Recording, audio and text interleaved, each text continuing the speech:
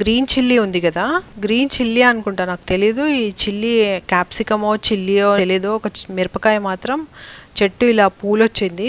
పూలొస్తే వెంటనే మనం చేయాల్సింది ఏంటంటే ఇంకా దాన్ని పాలినేషన్ చేయాలి కదా. నేను పాలినేషన్ చేసినప్పుడు బర్డ్స్ అటు ఇటు తిరుగుతున్నాయి, వాటికి తెలియదు అనమాట నేను ఇక్కడే ఉన్నానని. కాకపోతే నేను ఎప్పుడైతే ప్లాంట్కి ఫోకస్ చేస్తున్నానో బర్డ్స్ కనిపించట్లేదు, బట్ కొంచెం ఇట్లా మీకు ఎగురుతున్నట్టుగా కనిపిస్తుండొచ్చు. కానీ చాలా బ్యూటిఫుల్ ఎక్స్పీరియన్స్. నేను చాలా తక్కువగా దాన్ని క్యాప్చర్ చేయగలిగాను బర్డ్స్ని. చూడండి ఎంత బాగున్నాయో అసలు. బర్డ్స్ అలా అలా ఎగురుతున్నాయి చూడండి.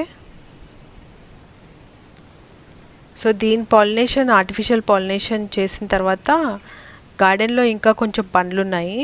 ఈవినింగ్ మాత్రం ఫర్టిలైజేషన్ చేశాను. కొంచెము బోన్ మీల్ పౌడరు ఇంకా ఎప్సమ్ సాల్ట్ కలిపే